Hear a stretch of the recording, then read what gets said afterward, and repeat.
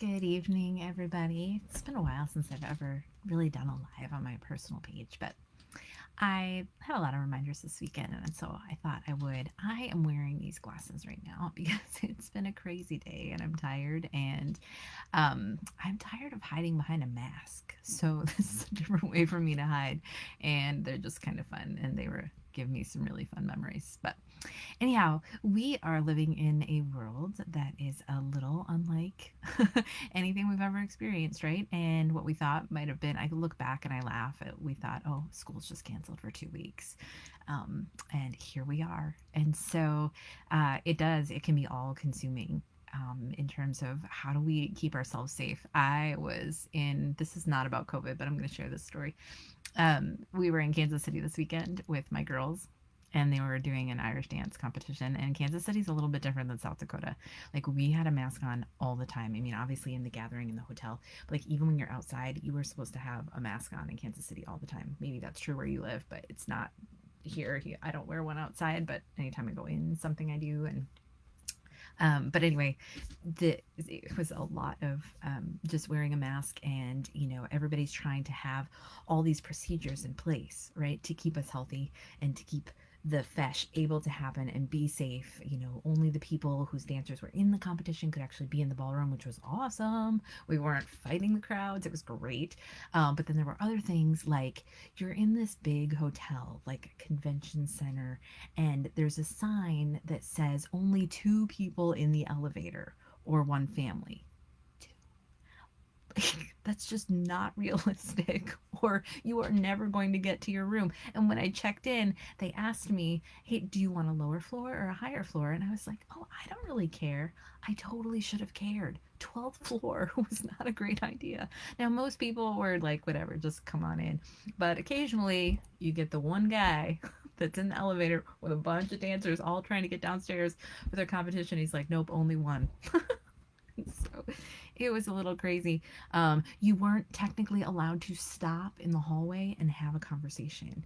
You had to go outside or to your room, which you can't get to because the elevators are this ridiculous long line. But you weren't allowed to pause in the hallway to have a conversation. Yeah, that one didn't really. Like, I get it, right? We have to put all these procedures in place, and uh, whether they protect us or not. But anyway, it was really kind of interesting. But the point of this is that years ago, when I was in MOPS and I just had two girls at the time, they were little, we had this person come and talk to our MOPS group that was from West River, somewhere out in the Black Hills. And she was the first person on the front lines when a child was supposed victim of sexual abuse. And so she came and she talked to us, and she shared with us stuff that completely changed me as a parent. Like, I literally never wanted to invite my kids to eat a cookie ever again.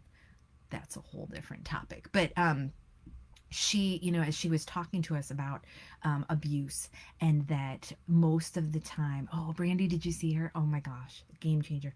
Most of the time, abuse comes from people that we know well. It's not the strangers that we're not necessarily protecting our kids from. It's people that we know well. And so after that, my oldest went into kindergarten.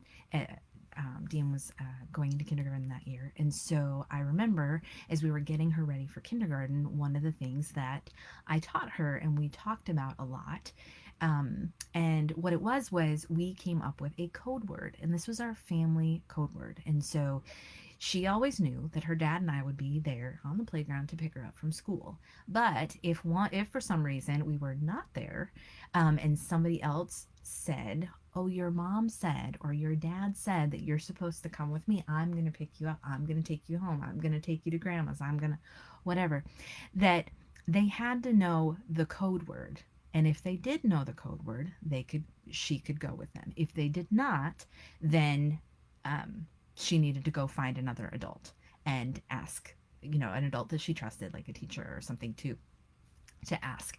And and we tested it, right? So I've got this little kindergartner. She's new to kindergarten. I had a friend who also worked in the school. And so I set this up because I wanted to test her to see, would she ask for the word? and we had it all planned out. And spoiler alert, she failed, kind of. She actually got her front teeth knocked out on the playground that day. She, when my friend went to get her from the classroom, she was so stinking excited to tell me about her teeth getting knocked out that she just couldn't put all the thoughts together. She said, I knew I was supposed to ask for the word, but I all I could think about was teeth. And then my friend had asked, are you supposed to ask me for a code word? And then she gave it to her. So it was, she kind of passed, but kind of failed.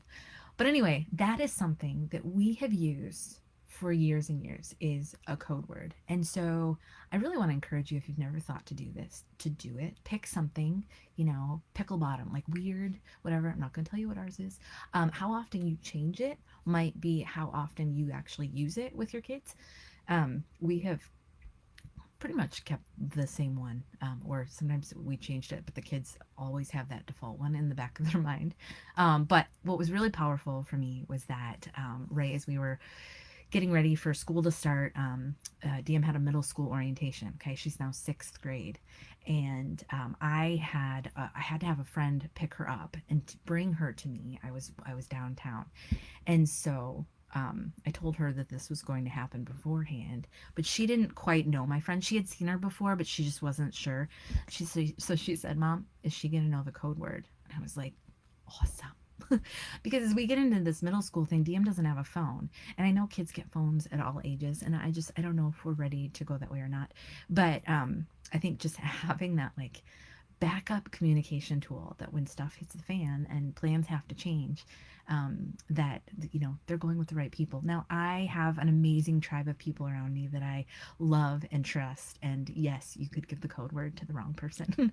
But it's just kind of that underlying layer of communication between the kids, to get them aware that, don't get into a car because somebody offered you candy.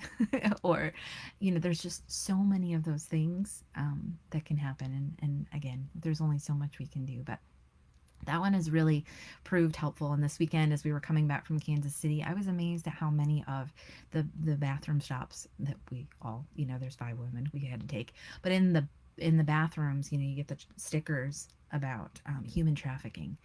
And I think we live in a bubble here, kind of, and we're in denial that this happens all around us, but it does.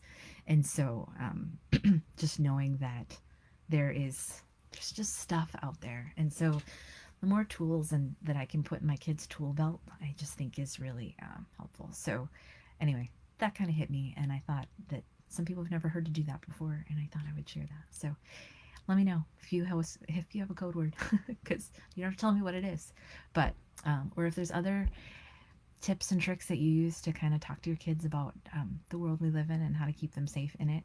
There's more than just COVID out there that we need to protect them from. And so I think, especially as kids get older, I know I have less and less control as they become more independent, but always learning, right? The world's ever changing, and we're always growing as parents. So anyway, it's late. I'm going to try to go to bed. Have a good night.